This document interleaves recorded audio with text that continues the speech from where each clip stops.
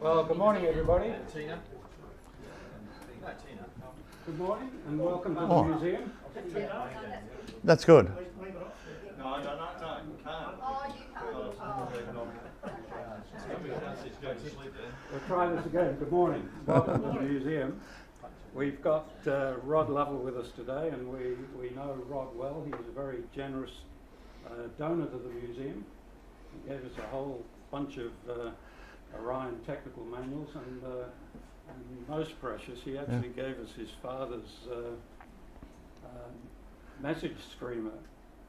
That you know, the messages they threw out of World War I airplanes, pre-radio days. Yeah. But the rare thing about it is it's actually got the message still attached, so it's far too fragile for us to display. But it's a wonderful artifact to have. Pleasure. But anyway, Rod's here to talk about his book. I hope most of you have read it. I certainly have. It's an absolutely fascinating story. And if Rod puts the passion into this talk that he put into his book, I think we're in for an entertaining time. So welcome, Rod. Thank you very much, Mike. Thank you. And I'd like to thank Mike and also the museum for allowing me to do this morning. It's very much appreciated. Thank people who have come here. There are people here I know that have bought my book and read it, so they can ask questions later on if they want to. Not a problem at all. And also, I openly welcome if there's any CASA or ATSB people here. There might be one or two that want to know the truth and are not indoctrinated. So if they are here, I genuinely welcome them. So a little bit about myself. This is a story about 1994, the ditching of the DC-3, but we'll just go through a little bit of my history. I'm a local boy, born in Victor Harbor, raised on a farm in Middleton, and in 1968 went and joined the Air Force, and in fact caught up with Norm. I think it was in 1968. So there's a few of us here that go back quite a way. In the Air Force, these are, should I say, the Mirage, obviously I flew in the Air Force, and the Learjet was in civilian flight, but both of those aeroplanes I've flown. The Mirage, for those who remember, was a beautiful fighter in the 1960s and 70s. I've actually flown at twice the speed of sound, which equates to 2,500 kilometres per hour. That doesn't mean anything to a lot of people, it really doesn't. But it takes 2 minutes to travel from Victor to Adelaide. 1 minute to get to McLaren Vale, and the rest of it to another minute to Adelaide CBD. So that's really smoking. So Tom Cruise and I are a bit like that, you know. So.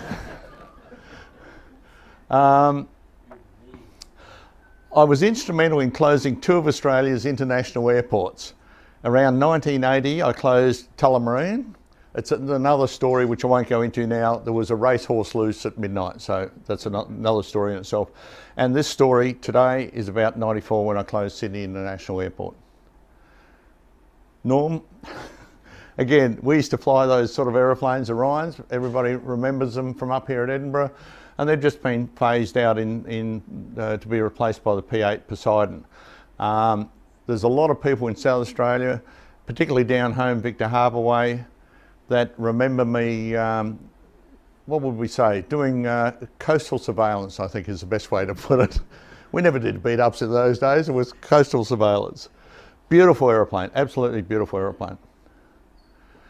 I'm putting these on qualifications just so that you know, because when I talk about my accident, the CAA treated me as if I was a 50-hour pilot just straight out of Parafield or Goolwa Airport or something. But these are pertinent and important. So first class ATPL in Australia, American and New Zealand. I've been trained and qualified as a captain by, obviously, the Royal Australian Air Force, P3B Orion aircraft, Qantas, Boeing 747. For the record, I did not fly a Qantas 747. I got all my qualifications in the simulator. As you know, the simulators are so arranged and qualified these days that you can actually get your qualification in a simulator. The old TAA, DC-9, IPEC, DC-3, DC-9 Argosies. the FAA in a DC-3, Flight Safety International in the States, Learjet citation, Department of Civil Aviation. Now why I mention this, it doesn't want to work on there. Department of Civil Aviation, because they crucified me later on in my story, they had previously checked me out probably a dozen times, including DC-3s and numerous aeroplanes. So I've been trained and qualified and checked by the CAA. In excess of 500 simulator hours. That is not me, that's some old codger out the back or something. But anyway, very interesting. I mentioned 500 simulator hours, as Norm and other pilots would know here. If you're in a simulator and not working on an emergency, you've probably missed it. Simulators are high traffic, high density, high stress, where you're given multiple emergencies, and so you've got to prioritise and work them all out. So I've got in excess of 500 simulator hours on various aeroplanes. That's the modern simulator these days, as you know. My dear old dad was taken in 74, I think it was, when I was on P3s at Edinburgh. I owned a Tiger Moth because my passion, flying for me wasn't just a job, it was a passion. And it just meant so much, and so I decided that in my spare time I'd go flying as well. The Air Force wouldn't give me an Orion on the weekend, so I bought a Tiger Moth. Beautiful aeroplane. A Beech 18, very much like a small DC-3, and I owned that from about 83 to 98 or something like that. Beautiful aeroplane. That I think is photographed at Parafield here when we did the bicentennial Round Australia Air Race. So today's story, I don't know why that doesn't work on the screen, but anyway. Today's main story is about my accident in 1994, 24th of April, and we were tasked to take the Scots College band from Sydney to Norfolk Island for an Anzac Day service the following day. We were going to go to Sydney, Lord Howe for a refuelling stop, and then on to Norfolk Island. Each of those segments is about 500 miles, which is just under about 800 kilometres. So the day in question, before I go into the takeoff, we, in all aeroplanes, whether you call it self-discipline from the Tiger Moth through to DC-3s, DC-9s, 747s, no matter what, whether it's civil or military aviation, we always have a pre-takeoff brief on what we're going to do. Sometimes it doesn't happen in single engine aeroplanes, but I used to do it just so that I knew what I was going to do in case of an engine failure or something. So before takeoff, we do an engine failure, takeoff, safety brief, and our intention was, takeoff down here, if we have an engine failure, come around to the left and land on the east-west runway. That was the easiest thing, and that's what most people do. So at just after 9 o'clock, we're given clear takeoff. The yellow dotted line shows our track over the ground. The green is where we lift off into the air, and the red dot down there is where we suffered the engine failure. So everything on the takeoff was normal, all the engine indications, all the takeoff parameters, all seemed normal to me.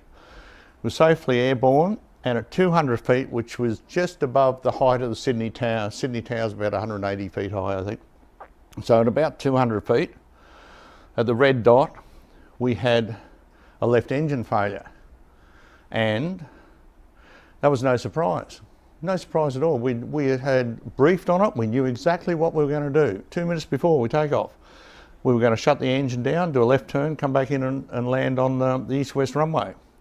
So we did the shutdown checks in accordance with the operations manual. And what was a hell of a surprise then was the fact that the aeroplane didn't perform. It should have kept going up. It didn't. It felt like a drag chute had been come out the back. Remember the Mirages and some of the jet fighters years ago had a drag chute. You got some here, I'd say. And it felt like a drag chute had just been popped out the back and was taking the performance, taking the airspeed, taking everything away from us. So I had to think quickly then, because I knew this wasn't going to come out nicely and go around and land on the east-west runway. So my options were land on the new runway. That wasn't a new runway at the time. It was land, but there was no runway, there was no concrete on it or anything like that. It was full of mounds of dirt, machinery, the whole box and dice. So that wasn't an option. That would have been catastrophic. I could have attempted to put it back down on the remaining runway. That's a possibility. With a DC-3, you don't know, the hydraulics are very, they're not sus, they're 50, 80 years old. And with a DC-3, you don't know whether you've got one gear up, one down, they're both coming up, they're both going down. And so that was a consideration. Why I didn't do that, that's just an interesting one, right?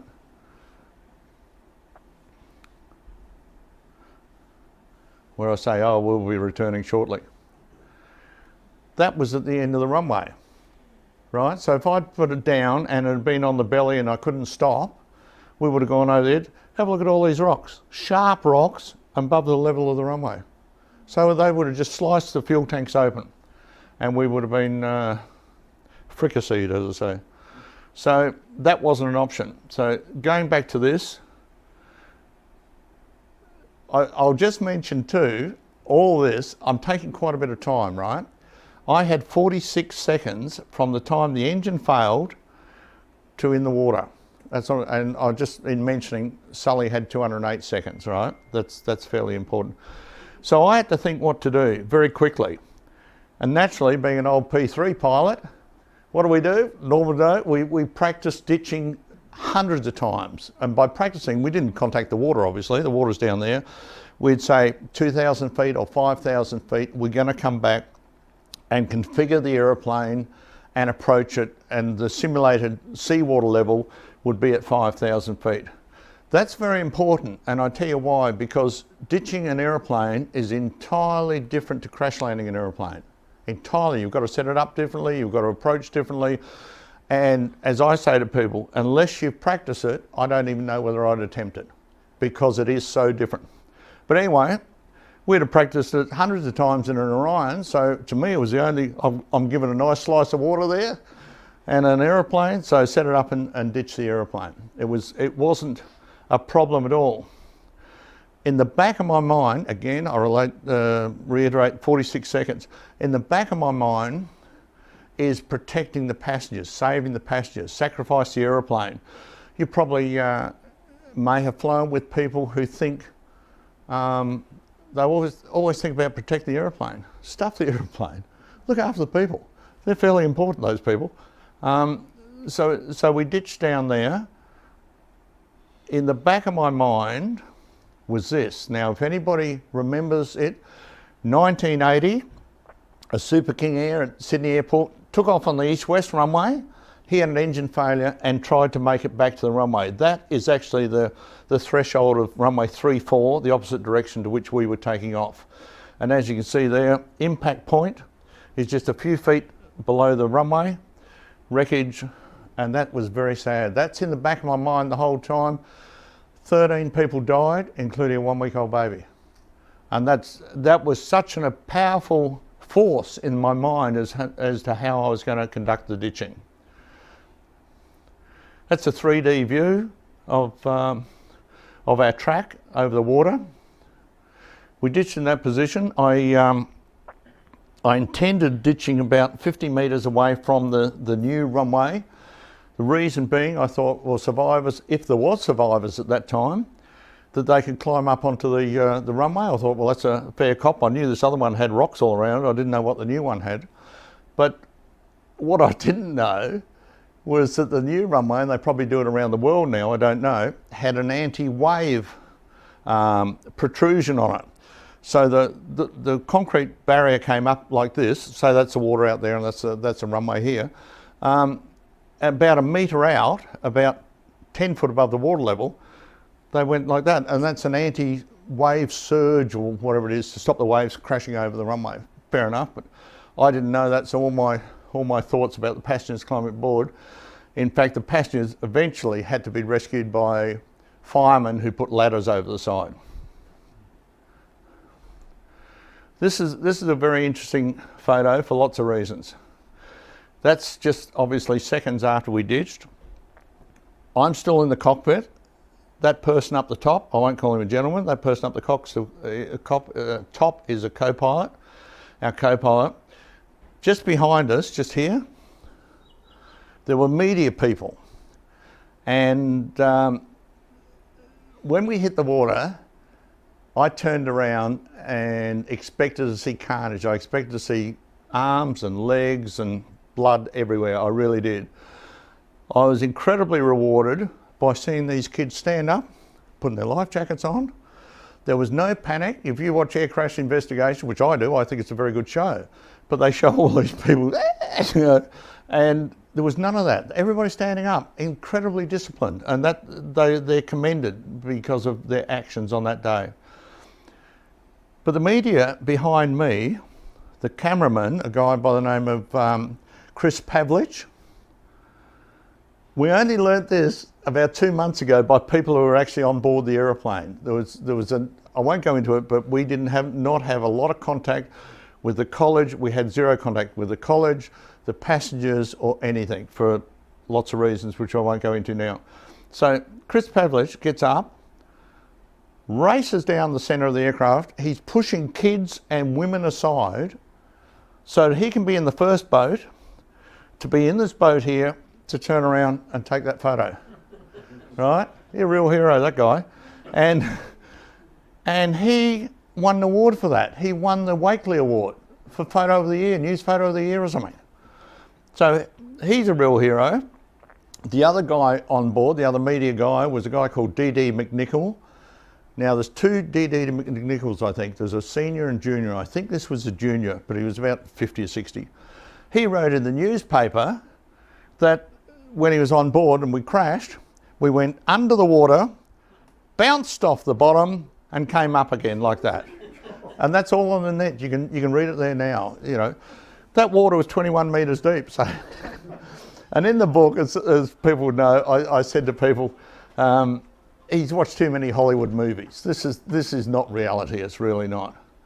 The other thing about the photo, the person up the co-pilot, just after all this happened, he got out the overhead escape hatch.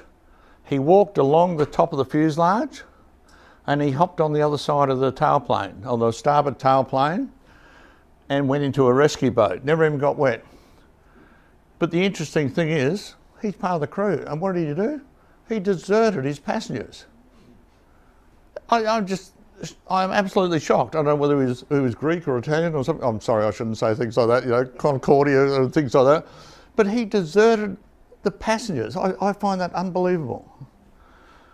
And then after the, I was up the cockpit doing shutdown checks about make sure the fuel's off, electric's off, anything I can do to make sure the aeroplane is still safe. And then I went through the aeroplane, much the same as Sully, checking all the seats and compartments to make sure there was nobody left on board the aeroplane. The aeroplane, it's hard to say. I think it floated for possibly 10, 15 minutes. Time is a little bit hard to judge in a situation like that. You may have all read or heard that if you're facing death, time slows down and you review all your life and things like that. Well, that didn't happen for me. That 46 seconds went like that. It really did. So it's very interesting how different people perceive different things. I like that photo. As you can see, it's on my badge. To me, that's a grand old lady giving one final salute before she slipped below the waves. I think it's very nice. About 3 days later, they put the airbags around and try and lift the old girl off the bottom. That gentleman there is called Rip somebody, and he lived up to his name. He put steel cables around the tail, around the wings, everything. So the damage that was done to the aeroplane, if you ever saw it, was done by that character. It wasn't done by my ditching. There was very little damage done in the ditching itself. Obviously engine cowls come off.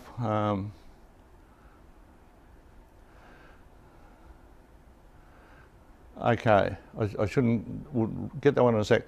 So, after the accident, they asked me, the CAA, the Civil Aviation Authority, asked me to attend counselling. Now, counselling in their definition is I've done something wrong and I have to attend counselling so that they can tell me my misdemeanours and they can correct it. I refused to go on legal advice, and also the CAA actually agreed with me that if I attended counselling, then I was admitting that I've done something wrong. I refused to because I didn't do anything wrong, and 26 years later I still stick by that. There wasn't a thing that I did wrong that day. So I refused to attend their counselling. They actually rang me up and said, if you don't attend the counselling, we'll suspend your licence. Now, if that's not intimidation, harassment and bullying, I don't know what is. But, you know, government departments don't do that. So 9 weeks after the accident, they suspended my licence. That was the worst day probably of my life. I'll be honest, I thought of going outside and topping myself, I really did. I'd saved 25 people's lives, doing the best thing that I'd been trained for, and the government thanks me by suspending my licence and stopping my career. So I couldn't go to the department. I did a couple of times later, but you can't. So I went to the Commonwealth Ombudsman's office. They're independent. They're a government department, totally independent. And I asked them to look into and stop what was going on. So they certainly had a look at it. And this is a letter from Kim Morrison, who is legal counsel. Barry Diamond is the person who suspended my licence, right? So Kim Morrison, legal people in the CAA, write and say, you'll be pleased with the attached draft letter which I have approved to be sent by the Ombudsman to me, right? So here am I'm complaining to the Commonwealth Ombudsman about the department, but the department drafts a letter for the Ombudsman to send back to me about the very department I'm complaining about. And have a look at the arrogance down the bottom. She actually writes, another victory. This shows what I'm up against, you know. It's just, this is why on the book we put a true story on the cover. Because would you believe that the Ombudsman and the government department would put things like that? I certainly wouldn't until I experienced it. I've just blown away that they have the hide to do that. It was like I was another notch on the gun or something. It just blew me away. So anyway, the system had suspended my licence. Excuse me. I think it was about August '94. I wrote to the Federal Aviation Administration in the States, told them everything about the accident, full up, you know, it was probably 3 or 4 pages of email, and said, can I come over and do a check ride in America? So I went to Santa Monica, which if people remember was the DC-1 and Douglas aircraft, and there was this aeroplane, which was John Travolta's old DC-3. So again, John and I are a bit like that, you know, so not a problem. So this old codger came out and he gave me a thorough check ride, and he said to me, and he actually put it on writing to I think a letter to the embassy, that the normal check ride is an hour and a half, and he said he gave me 3-hour check ride because, rightfully so, he didn't want to sign me out if I was possibly a little bit dubious or something like that. So he gave me a 3-hour check ride. And at the end of it, he said to me, he said, Rod, the little box on this form here which says I'm only allowed to put pass or fail in there. He said, I'm going to put pass. He said, I'd like to write a hell of a lot more about your ability on DC-3s. But he said, I can only put pass. So he passed me, so I got a, what the hell's it called, Norm? Airline pilot certificate, I think it is in the States, for DC-3s, and again, that was the highest licence available in America. So I came back to Australia, and under ICAO convention and all that, if I get a licence overseas, they have to recognise it back here. Before this too, I should say that after they suspended my licence, they said to me, Rod, we've got a guy in Canberra writing a test specifically for you. And I thought, do you think I came down the last shower? They're suspending my licence. That would have been the biggest setup the world has seen to make sure I never passed it. So I never gave them that satisfaction at all. So that's why I went to the States. They are seen on the service to be sharing and caring organisations, but they're not.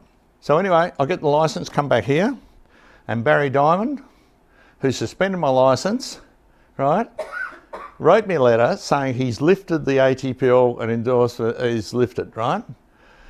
Then he goes on to say, the acceptance by the authority of your recently does not in any way signify acceptance or support of any actions undertaken by you in your capacity as pilot in command of the aircraft that crashed. Right? I find that incredible. A government department goes to say that. You know, that just shows how vindictive they are. And to write those sort of things in a letter is just unbelievable. To which I then say, well, what did they want me to do on the day? And I know exactly what they wanted me to do on the day. They wanted me to crash and burn. That way, I wouldn't have created a whole lot of fuss like I did. They would have put it down to pilot error, yep, all game, set and match. But to write something like that is just unbelievable. Anyway, that's right. That's exactly right. But even, as I said, doing the FAA check ride, they sort of don't even knock that. And that's, don't even accept it. They knock it, and this sort of actually knocks the FAA as well. Anyway, you're right.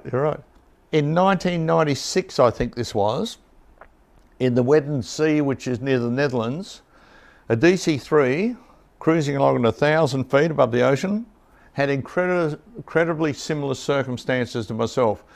He had an engine failure and the left propeller would not fail to, sorry, it failed to feather. It went in and out of feather, motored in and out, which there was a procedure for it, and I don't know whether the guy did it or not. To cut a long story short, the aeroplane carrying 32 people crashed into the Wedding Sea and killed everybody on board. The other sad thing about it is where they are, the water was 1.2 metres deep. It was over on a sandbar. So I'm not speaking ill of the dead or anything like that, but if they had considered a ditching, it's possible the people could have got out and sat on the wings and put their pinkies in the water. It's very, and again, there's airline people here now. I won't go into it. It's mentioned in my book. I take airlines, airline manufacturers and authorities to task because ditching is not taught. It's hardly even mentioned by any airline in the world, and I think that is sad. And now that we're going from the big jumbos down to the twin engine aeroplanes again, and air travel over 70% of the earth is over water, I'd like to know that the guy up the front can ditch an aeroplane. And as I said, it's not like crash landing. It's a highly skilled manoeuvre and nobody's teaching it. Why not? Costs money. So this happened in 96. At midnight one night about 2.5 years ago, 3 years ago, I was doing nothing, so I Googled DC-3 simulators. And why would you do that? Nobody builds a simulator for a 50, 60, 80-year-old aeroplane. Nobody would do it. So I don't know what possessed me, but I did. And MPS, multi-pilot simulations, came up, and this gentleman second from the left, Dick Verberg, had just built this DC-3 simulator. And I contacted him and told him all about it, the accident, and he immediately contacted me back. He wanted to know why I had very similar circumstances and in my DC-3 as this gentleman had.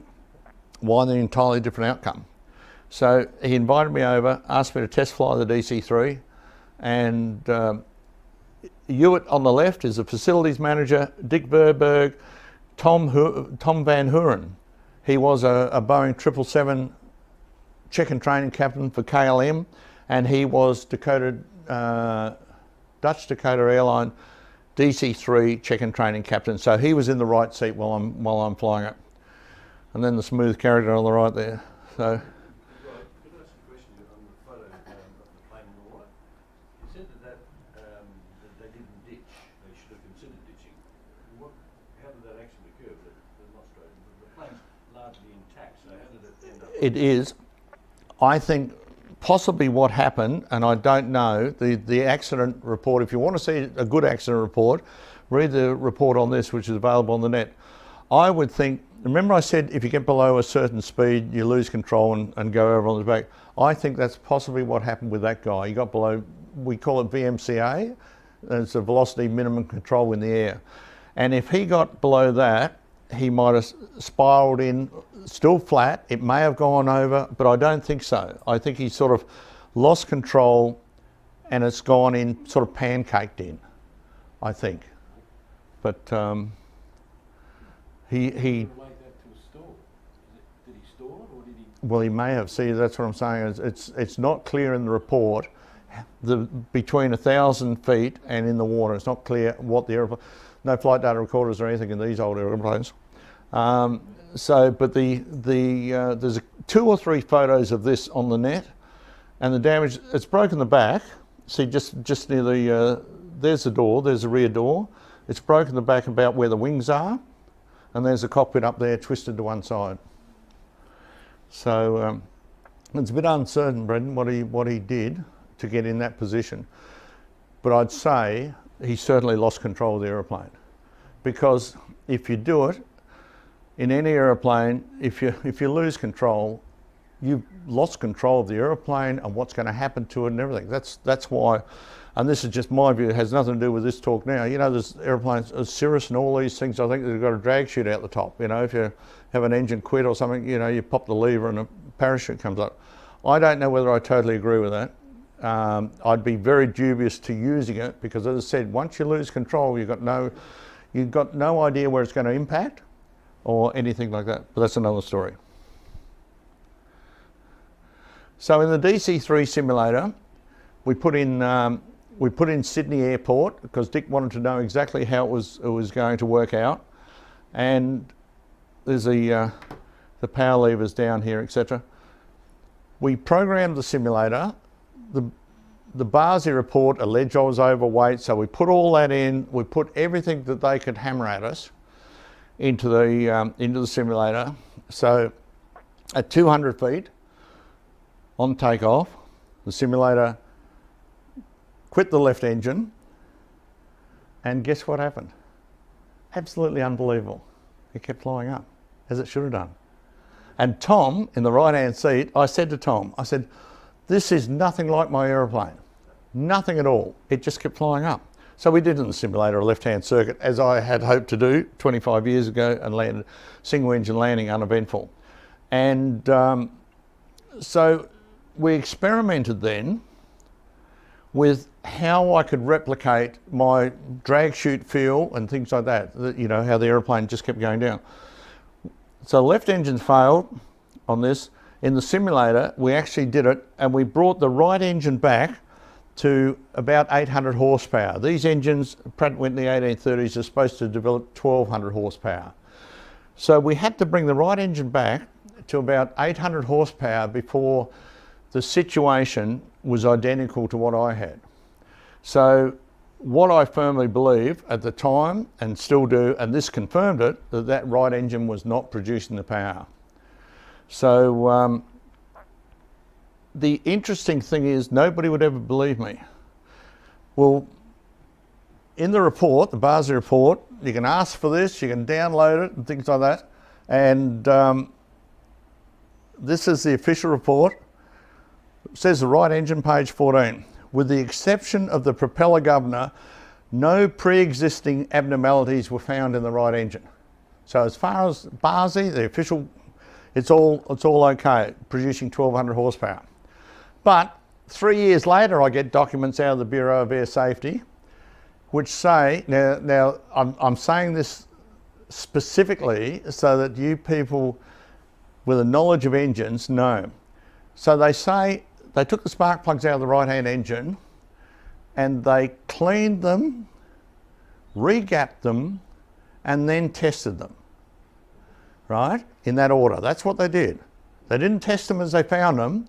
They cleaned them first, then re-gapped them, and then tested them. And you know what they found? The right-hand engine, 11 out of the 28 spark plugs that should have kept us in the air were unserviceable.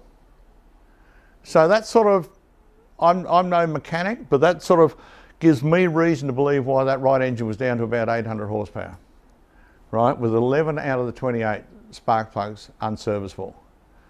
And they don't want to know anything about that. They gave it to me in documents. I went to the Bureau of Air Safety Investigation twice and saw the big haunches and said that that report is not good. And they said, yeah. And I said, well, you're going to rewrite it? No. Why not? We don't have to. So this is what I'm up against. So this is why I've written a book, so everybody can see what I'm up against. We'll just go quickly to the summary. Please remember I had 46 seconds, right, from shutting down the engine to being in the water. Sully had 208, not a lot of time, but if you remember, and again the film is quite accurate, the NTSB in Sully's case, remember, if you remember, he was put at fault for quite a while because they all said, oh, he could make it back to LaGuardia. And why did he go into the Hudson? Then they said, Sully and Stiles, the first officer, said, well, you haven't given us any time for human factors like shock. Hello, geez, this isn't, you know, we're not used to this. There's nothing in the book. Sully and I have nothing in the book about these sort of things. So you've got to work out what you're going to do.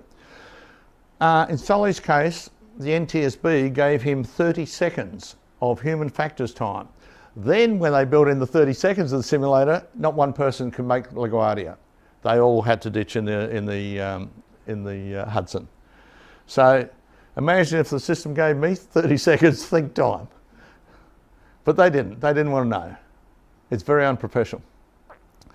Civil Aviation Authority,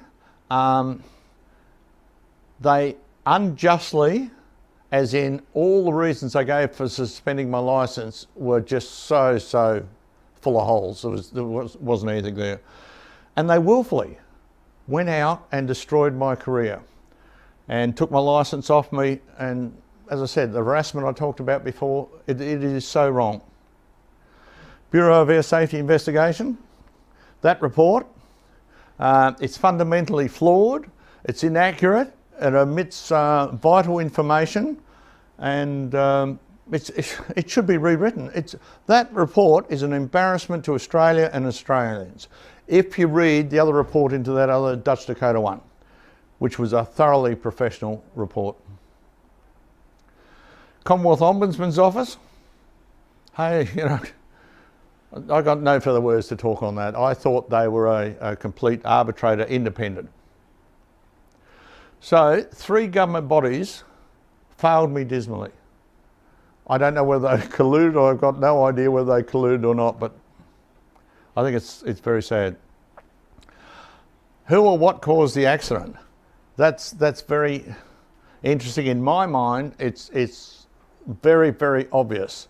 There's a couple of things I haven't talked about, and I'm conscious of the time. Remember I said about the spark plugs, you know, 11 out of the 28 are unserviceable, right? That aeroplane was 4 hours out of 100 hourly. Now in 100 hourly servicing, they check the spark plugs, right? Also, on the morning of the accident, in the logbooks, the maintenance people said that they had changed the left engine, the one that had failed. They said they had changed the left engine the morning of the accident. And then, in the logbook, they crossed it out and put entered in error. Right? Now, one of the things that I didn't tell you, and going back to now, very important. The co-pilot went along the top of the aeroplane, right? Was Nick Leach, his father Jeff Leach. Together they owned the aeroplane, and they're both licensed engineers, and they did the maintenance on the aeroplane. So I use the term did the maintenance on the aeroplane. When we ditched the aeroplane, Jeff, the father, dispatched us from up the north there and watched us sort of taxi out and take off. He also watched the aeroplane ditch crash, right? So his son's on board, his son's a co-pilot. He watched his son crash. You know what Jeff did? He hopped in his car and drove to Camden Airport, where the maintenance was carried out and the maintenance facility for the aeroplane, where all the logbooks are and things like that. It's just, he watched his son crash. Didn't even go to the hospital. We were in the ward at the hospital. There was the 3 pilots in the same ward, and Nick, the co-pilot, we were there from about 10 a.m. in the morning till 4 p.m. they released us, and Nick did not utter one word in that 6 hours. Not one word. We were trying to get him to talk. We were trying to get him to... We were quite jovial, and I think it was a shock reaction from being in an accident and we were walking away. Nick did not say one word. His girlfriend came in, tried to get him to talk. Nothing. I would like to think what was going on in his head, but I think I know what was going on in his head. So who or what caused the accident? Painfully obvious, the maintenance or lack of maintenance on that aeroplane. It is so obvious.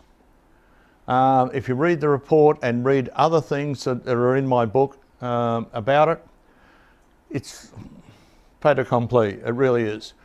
But who's responsible? The maintenance caused the accident, but who's responsible? It's the Civil Aviation Authority. Because the Civil Aviation Authority's charter is to make sure we're licensed okay, we do our job.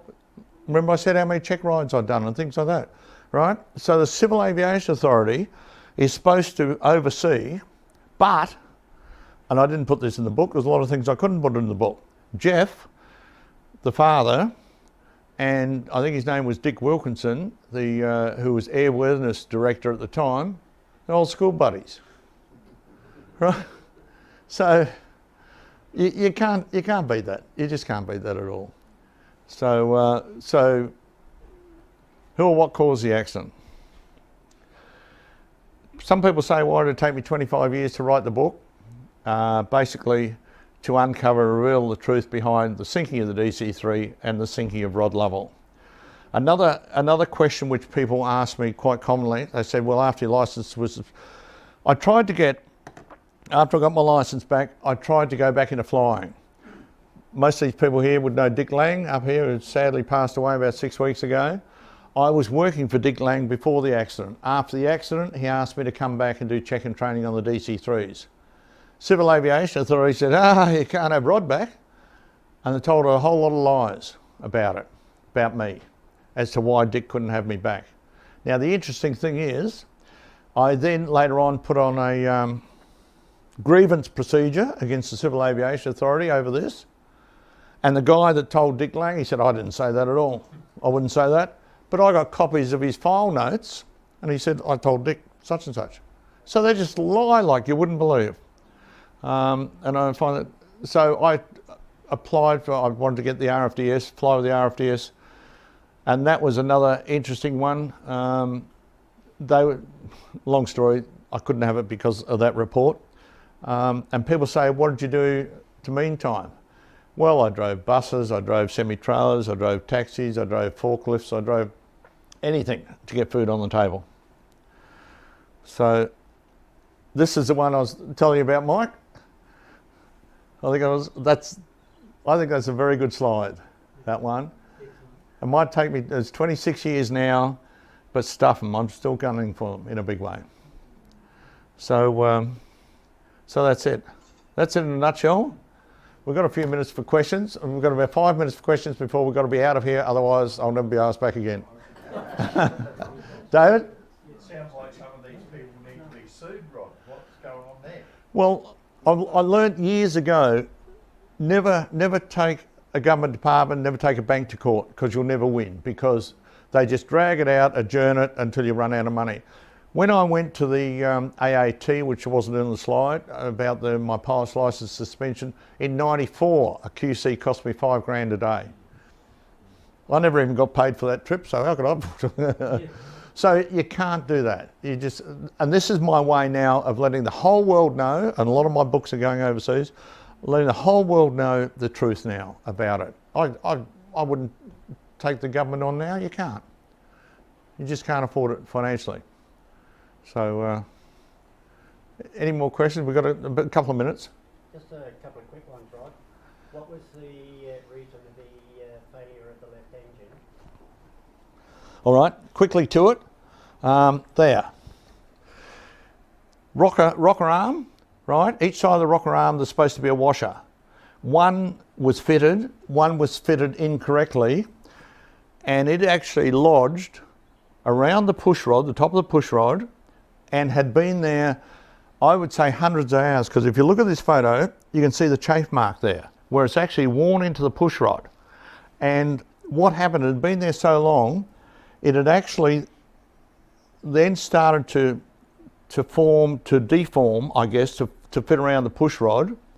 And on that day, was just on takeoff. Obviously I'd done something, I'd kicked the engine or done something wrong, and it dislodged from up the top, went down and held the intake valve open. So what that meant was that every time that cylinder fired, the flame front went all through the intake of that engine. So it felt, you know, it was a straight engine failure because everything that sucked in had already been burnt. So that's what caused it. That gets a mention. These two people are still working on aeroplanes. Not a problem. The maintenance, as I said, is just... The second part was similar to that. When you did your run-up and mag check, was there any indication on either engine of anything going wrong? No. Like if you've lost 11 out of 28 plugs, normally you get a mag fault. Exactly, but that's presuming there's 2 of those plugs per cylinder, right? Yeah. And there may not have been, I don't know, they didn't tell me what cylinders these have been out of. But also too, with that, as a very valid point, Pratt & Whitney in their own documents say that there is no point doing a run-up with a variable pitch propeller. They say there's no point at all. And I've got a photo in my book, but not in here now, of a club prop. You've heard of a club prop? A club prop is a big wooden propeller, fixed pitch, so it's a big hunk of wood. Yes, that's exactly right. Well, like that, but they're normally 4 blades, right? And they're, so what you, yeah, almost like that over there. And they used to use them, they used to be very common when the airlines had them. But if you did an engine overhaul, you'd put one of these test club props, they call them, on the front. And if that made the RPM, you knew that all cylinders were producing the power. So Pratt & Whitney say there's no point in doing an engine run-up, but there was no missing or anything like that at all. But that doesn't mean that it still was producing the required power. So very valid question. John? Rod, since you've written your book and have been doing these talks, have you heard anything from the CIA? No. The only thing I've heard, I've done a couple of radio interviews and the producers have then rung up the CIA, or CASA as it's now known, and Peter Gibson is a PR guy and he's obviously employed for being the Mr. Smoothie. He just comes up and says, no comment. That's all he will tell the producers, no comment. So I think the proof's in the pudding there. David? Rod, you somewhere along the line in your career annoy the Department of Civil Aviation. If you read my book, David, I've ruffled a few feathers in my career. No, but you're quite right. What this came down to, there's got to be a reason for all this. There were people like Bob Greenwood was the guy that rang me up. He was in Moorabbin, right? He used to fly the Ventura around, ex-Air Force. He was the guy that said, if you don't attend counselling, we'll suspend your licence. It became, just after the initial interviews, it became a power struggle. You've got to remember too, and I think this is important, just prior to my accident, a couple of months prior I think it was, a Navajo hit the hills at Young and killed about 6 or 8 people. I think there was a politician on board or something like that. So that was a fatal accident. About 3 months after this, there was a Seaview accident, and when again 9 people or something disappeared between Port Macquarie and Lord Howe. So the CAA is reeling under public pressure. Why these aeroplanes, and I fell out of the sky too, Why are these aeroplanes falling out of the sky? So I firmly believe it became a power struggle, and plus also I was a sacrificial head on a plate. I really was. They knew I couldn't fight them. Why would I fight them? You know, I didn't have the money or anything like that. But the more I fought them, the more they dug the heels in. The Commonwealth Ombudsman's Office actually said to me, they said, the CAA has got egg on its face over you. And I said, it certainly has, but I didn't put it there. They're quite capable of doing that themselves. And the other thing too is getting back to counselling. So I admit I ruffled feathers a little bit. They wrote me a letter first off and they said, we deem counselling is necessary. So it's only Rod could do. I said, I totally agree. When are you going to undertake it? Now that, for some reason, and they wrote back to me and they said, we are not impressed with your smart ass comments. Well, stiff. You don't know Rod then. And it is. You know, there's people here that know me for quite a while. I'm not a shrinking violet, am I? You know? So it's, no, it's been a very interesting road. Norm? Right, just a quick one. You said there were 3 pilots Yep. up front. Surely with even the guy that was part of the, you know, the family doing the maintenance, the other guy would have been the adjudicator or someone in the middle there somewhere? What happened was I was in the left-hand seat, the co-pilot's in the right-hand seat, he's a pilot flying. In the centre seat was a good mate, Andrew Buxton. He had been endorsed on the DC-3 probably a month or 2 before. He had done no overseas over water experience, so he came along for the experience. And he got it. He got it. He did very good. He didn't do anything in the emergency at all, so he did very good by, remember, 46 seconds. I don't want people chapping in my ear saying, oh, I thought of doing this, I thought of doing that. So he did the, well, so he did the right thing by doing nothing, because he wasn't experienced enough on the DC-3 or over water or ditching or anything. So I commend him on that by just doing nothing. So. Well, he would have been on your side when you had to talk to CASA and all these. Yeah, but they didn't want to know the truth. Then I'll tell you another story of the investigation. I don't know whether you know, Norm. Wing Commander John Thine was the Directorate of Air Force Flying Safety when I went in. He was invited to attend the investigation. The Air Force still had DC-3s at the time, so he was invited to attend and sit in and contribute. But the second day he was asked to stay away because he didn't agree with the road they were taking. And I've spoken to him since. I spoke to him a couple of months ago, and he said, Rod, he said, when I was there, we thought we knew, you know, the way the investigation was going, but then I was asked to stay away and not contribute. So better go. Before we finish, there's got to be a air crash investigation and a movie, right? We